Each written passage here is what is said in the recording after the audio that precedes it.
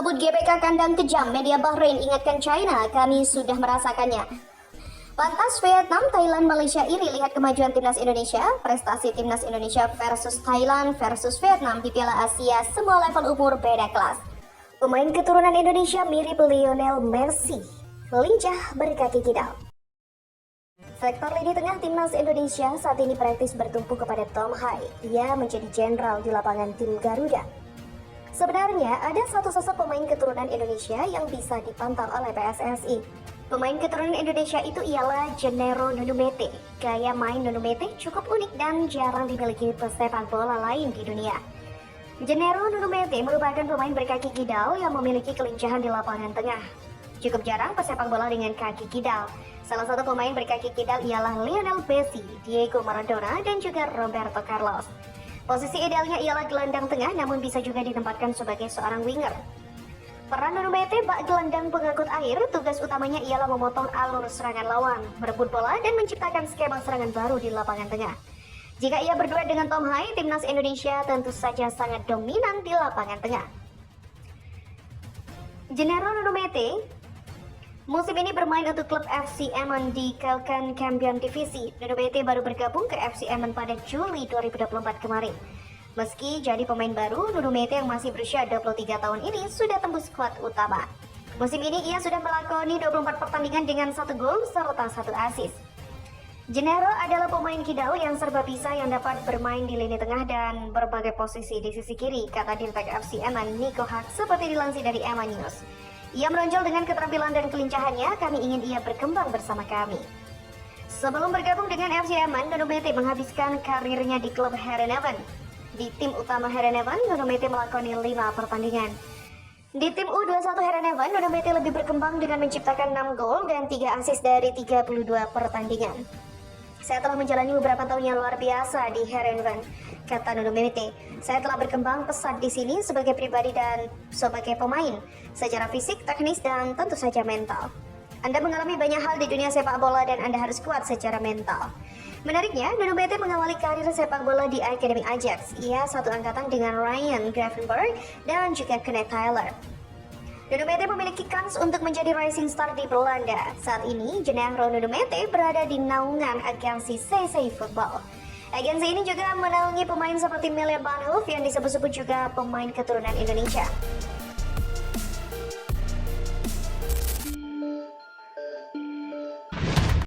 Pertandingan sengit antara timnas Indonesia dan Cina pada 5 Juni 2026 di SUGBK Jakarta tak hanya menarik perhatian Asia, tapi juga menjadi sorotan media internasional. Duel ini tak sekedar perebutan poin, tapi juga jadi penentu masa depan kedua tim di kualifikasi Piala Dunia 2026. China saat ini tercecer di dasar klasemen dan berada di ujung tanduk. Tak ada ruang untuk kesalahan, hanya kemenangan di Jakarta yang bisa menyelamatkan harapan mereka lolos ke babak selanjutnya. Tapi masalahnya mereka justru harus datang ke kandang timnas Indonesia yang kini makin ditakuti. Ya, kekuatan Garuda yang dulu kerap diremehkan kini bikin Cina ketar-ketir. Bahkan Bahrain sendiri kini menyadari kekuatan timnas Indonesia dan bahkan salah satu media Bahrain bak memberi peringatan pada Cina betapa mengerikannya SUGBK. Salah satu media Bahrain, Gideon Online, menyebutkan timnas Indonesia mungkin akan menang melawan China di GBK. Bahkan media tersebut menggambarkan betapa menakutkannya skuad Garuda saat bermain di depan puluhan ribu pendukung fanatik di SUGBK. Satu hal yang perlu diwaspadai adalah tim Indonesia adalah tipikal jago kandang. China akan kesulitan di GBK bermain di depan puluhan ribu pendukung fanatik timnas Indonesia, mungkin akan kalah, kata media tersebut. Ya, tekanan lebih dari 70.000 supporter Indonesia tak bisa diremehkan. Apalagi jika melihat antusiasme publik usai kemenangan atas Bahrain sebelumnya. Cina sendiri sebenarnya datang ke Jakarta dengan kenangan manis. Mereka pernah menang 2-1 atas Indonesia pada pertemuan pertama di bulan Oktober 2024. Namun kali ini situasinya pun berbeda. Indonesia yang sekarang bukan Indonesia yang dulu. Kini di bawah komando Patrick Kluivert, skuad merah putih tampil lebih disiplin, berani dan juga solid. Gaya bermain Garuda kini lebih taktis, agresif dan seolah fondasi yang dibangun oleh Shin Tae-yong dilanjutkan dan dikembangkan dengan sentuhan Eropa. Kemenangan atas Bahrain menjadi bukti bahwa sentuhan Kluivert mulai bekerja. Tentu harapannya apa yang dikatakan media Bahrain itu benar-benar terjadi. Timnas Indonesia menang atas Cina yang memastikan timnas Indonesia lolos ke babak selanjutnya. Tak ada salahnya juga kita berharap bisa mengalahkan Jepang. Semua tidak ada yang tidak mungkin, bukan? Sementara kiprah timnas Indonesia di kancah sepak bola Asia menunjukkan tren positif, terutama jika dibandingkan dengan rival-rival kuat di kawasan ASEAN seperti Malaysia, Thailand, dan juga Vietnam. Dalam serangkaian turnamen Piala Asia di berbagai kelompok usia, skuad Garuda mampu tampil lebih menonjol dan mencatatkan pencapaian yang membanggakan.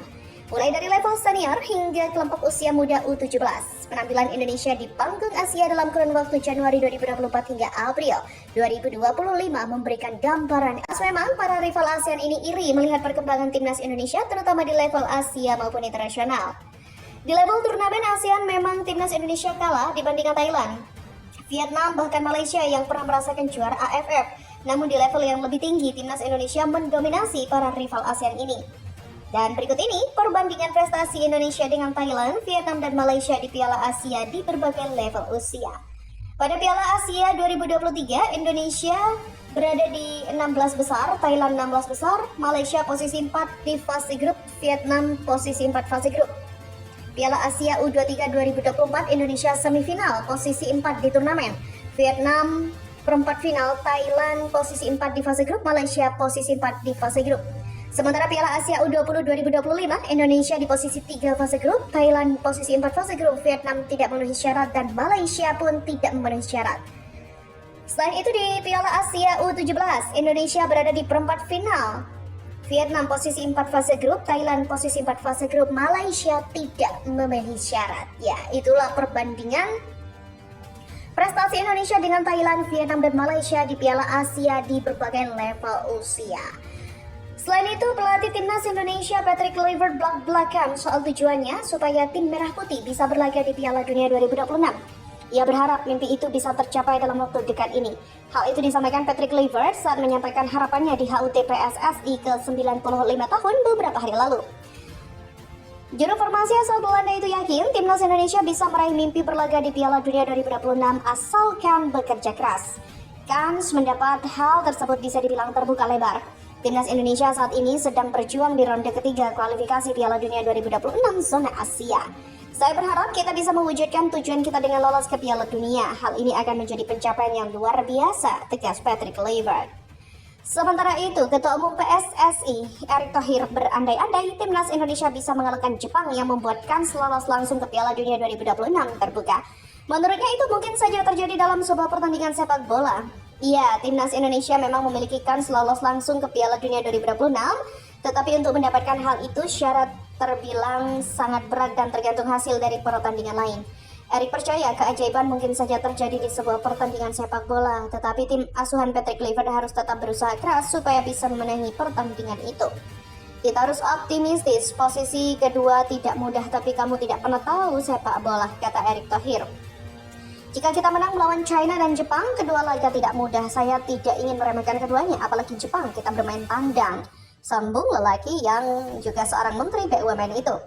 Australia yang saat ini mengoleksi 13 poin akan menghadapi Jepang dan Arab Saudi. Agar timnas Indonesia bisa menyalip, Socceroos tak boleh meraih lebih dari 1 poin di 2 laga itu. Jika Australia menang atas Jepang, peluang timnas Indonesia lolos otomatis langsung tertutup.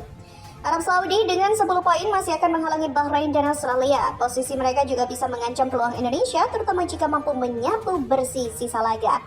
Dengan banyaknya variabel di luar kendali, skenario paling realistis adalah mengamankan posisi ketiga yang akan membawa Indonesia ke babak playoff lanjutan.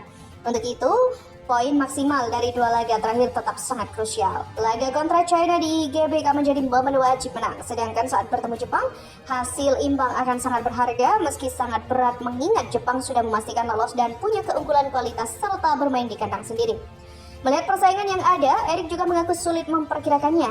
Ia berkaca dari hasil kekalahan 1-5 timnas Indonesia saat melawan Australia, di mana sebelumnya yakin bisa menahan seri.